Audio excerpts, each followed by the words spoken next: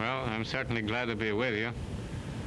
About a week ago, while I was swimming around out in the Gulf Stream, I never thought I was going to be anywheres. But I got by. As luck was, I learned how to swim when I was a kid, and I've been keeping it up pretty steadily ever since. Always been kind of a nut about swimming. And it came in handy this time. Of course, if I hadn't been able to, I think I would have been food for sharks. I guess sharks don't like sailors anyway. They're a little too tough.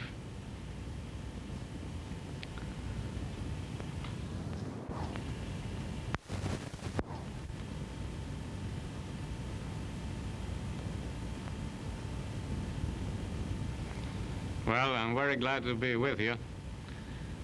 For a while, about a week ago, when I was swimming around out in the Gulf Stream, I certainly thought I wasn't going to be anywhere. But luckily, I learned how to swim when I was a kid, and have been keeping it up ever since. Been always a kind of a nut about swimming. If it hadn't been for that, I think I might have been food for sharks. And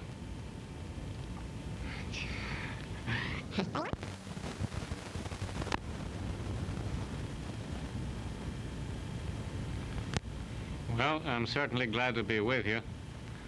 About a week ago, while I was swimming around out in the Gulf Stream, for a while I thought I wasn't going to be anywhere. But luckily, I learned how to swim when I was a kid, and I've been keeping it up pretty well ever since. And I think that was what saved me. Otherwise, I think I might have been food for sharks. Of course, sharks don't like sailors much anyway. They're too tough. That is the worst sight I've ever seen. And not being able to do anything for them. Of course,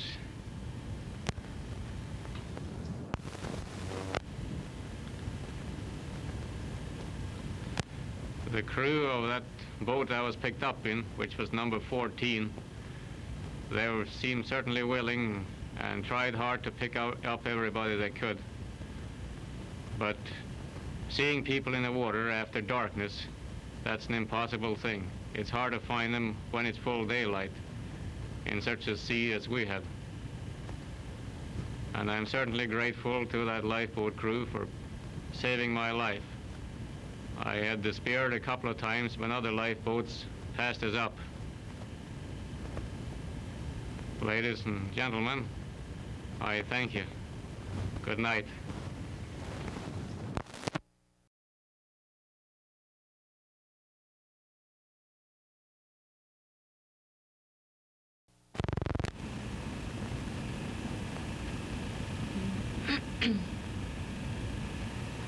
You out there who have never been on a sinking ship cannot realize the horror of being cast adrift in the ocean and the terror of it. We left the Vestris in a leaky lifeboat. There were 60 of us. A boat passed nearby, and I attempted to board it, and one of the crew pushed me back, saying, "We don't want any more women in here." An hour later, our boat capsized. We were hanging frantically to it all through the day and through the darkness of night, pierced with thunder and lightning and rain. One by one, our companions left us.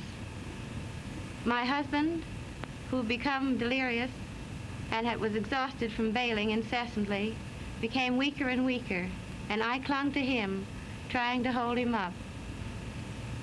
At dawn, there were just 10 left of our great number. We sighted 2 vessels, but they didn't see us. We tried to signal them with some rags on the end of an oar, but they didn't see us. Each time a wave struck us, my husband's grip was loosened, and I became weaker and weaker and thought I couldn't hold on to him any longer. Finally, a wave dashed against us and took him away from me, and I didn't see him anymore. Then I sent an SOS to God and said, "If you're going to send aid, God, send it quickly." And then the Wyoming came in sight, and I was rescued. At this time, I wish to thank my many friends for all their various wires in this time of trouble.